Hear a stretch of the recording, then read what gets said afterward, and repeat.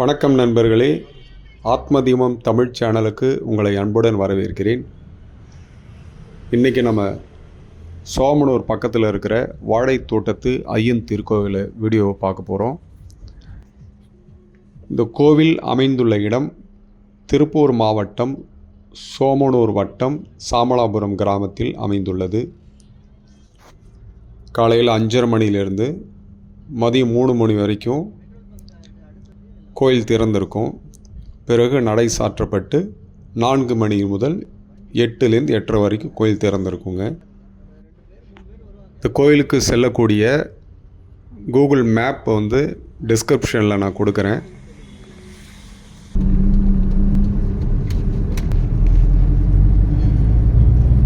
Continue for 2 kilometers. ரொம்ப பெரிய நல்ல வசதியாக விட்டுருவோம். மறுபடியும் ஆரம்பிச்சானா ஒரு வாரம் இல்லாமல் ஏதோ ஒரு டைப் பண்ணலாம்.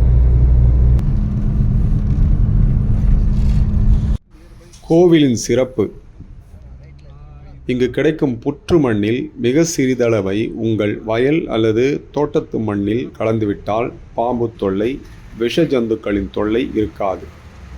பாம்பு கடித்தவர்களுக்கு புற்று மண் பூசப்பட்டு விஷம் நீங்க பெறுவதாக நம்பிக்கை இருக்கிறது. நீங்கள் விவசாயியாக இருக்கிறீங்க அப்படின்னா அடிக்கடி வயலில் தோட்டத்தில் பாம்பு பார்க்குறதுக்கு வாய்ப்பு இருக்குது. பாம்பை பற்றின பயம் போகிறதுக்கும் அவைகளால் நமக்கு கெட்டது நடக்காமல் இருக்கிறதுக்கும் இந்த கோயிலுக்கு வந்து தங்கியிருந்து வாழைத்தோட்டத்து ஐயனை வழிபட்டிங்கன்னா அந்த பிரச்சனையிலேருந்து நீங்கள் விடுபடலாம். இன்னொன்று என்னென்னு பார்த்தீங்கன்னா, இந்த புத்து மண் எவ்வளோ எடுத்தாலும் குறையாதுன்னு இங்கே இருக்கிற கோயில் நிர்வாகத்தினரும் பக்தர்களும் சொல்கிறாங்க. இது ஒரு மிகச்சிறந்த ஆகச்சிறந்த நம்பிக்கையாக இங்கு பார்க்கப்படுகிறது. கோவிலினுடைய வரலாறு: மரங்களிலே மிகவும் சிறந்த தன்மையுடையது வாழை மரம். இதில் எந்த பொருளும் வீணாக போகாது. வாழையடி வாழையாக தழைக்கக்கூடியது. இதை போலவே அனைவருக்கும் உதவும் தெய்வங்கிறதுனால கருமத்தம்பட்டி வாழைத்தோட்டத்து ஐயன் கோவை மாவட்டத்தில் புகழ்பெற்று விளங்குகிறார். ஐயனின் இயற்பெயர் சின்னையன். இவர் செங்காளியப்ப கவுண்டரின் மகனாக 1777 அவதரித்தார். 12 வயது வரை கல்வி பயின்றார். பின் இவரது தந்தை விருப்பப்படி மாடு மேய்க்கும் தொழிலை மேற்கொண்டார்.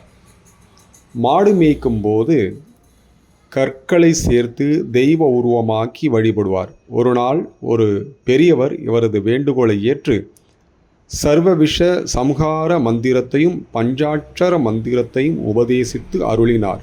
அத்துடன் சின்னையனின் வீட்டில் ஒரு அறையில் இதே பெரியவர் சிவபெருமான் உமாதேவியருடன் வீற்றிருக்கும் கோலத்தை காட்டி மறைந்துவிட்டார். பின்னர் சின்னையன் தன்னை நாடி வந்தவர்களின் தீரா பிணியையும் பாம்பு மற்றும் தேல் போன்ற கொடிய நச்சு பிராணிகளால் பாதிக்கப்பட்டவர்களுக்கு விபூதியாலும் பஞ்சாட்சர மந்திரத்தாலும் குணப்படுத்தி வந்தார். ஆனால் எவரிடமும் கூலி எதிர்பார்க்கவில்லை. ஒருமுறை அப்பகுதி அதிகாரி மனைவியின் வெண்குஷ்டு நோயை திருநீற்றால் குணப்படுத்தியதற்கு 1000 பொற்காசுகளை தாசில்தார் கொடுத்தார். ஆனால் சின்னையன் ஏற்காமல் அந்த பணத்தை ஆண்டவனுக்கே செலவழிக்க கூறிவிட்டார். அவர் ஒவ்வொரு ஆண்டும் திருப்பேரூர் சென்று நடராஜரை தரிசிப்பது வழக்கம். தன் 72வது வயது திருவாதிரைக்கு முதல் நாள் அவரது மக்கள் அவரை திருப்பேரூருக்கு அழைத்தனர். ஆனால் அவர், நான் நாளை கைலாயநாதரை தரிசிக்க செல்கிறேன் என்று கூறிவிட்டார். மறுநாள் தான் அன்புடன் வளர்த்த காளை மாட்டை தேடிக்கொண்டு தோட்டத்திற்கு வந்தார். அந்த மாடு அவரது படுக்கையில்தான் படுக்கும். இருந்தும் திடீரென அந்த மாடு பாய்ந்து அவரை கொம்புகளால் குத்தி தூக்கி எறிந்தது. சின்னையன் இறைவன் திருவடி சேர்ந்தார். இந்த சம்பவம் நடந்து 155 ஆண்டுகள் ஆகிறது. அவர் மறைந்த பின் அவர் தனது பண்ணையாளின் கனவில் தோன்றி தாம் பூஜித்த லிங்கம், நந்தி இவைகள் மறைந்திருக்கும் இடத்தை சொன்னார். இவர் கூறியதைப் போல் லிங்கம், நந்தியை எடுத்து வந்து அவர் முக்தியடைந்த கிழுவை மரத்தின் கீழ் வழிபாடு செய்து வந்தனர். அந்த லிங்கத்தின் அருகே ஒரு பாம்பு புற்றும் வளர்ந்தது. அந்த புற்றுமண்ணே ஆயிரக்கணக்கான பக்தர்களுக்கு நஞ்சை தீர்க்கும் அருள்மருந்தாக பயன்பட்டு வருகிறது. Subscribe to my channel.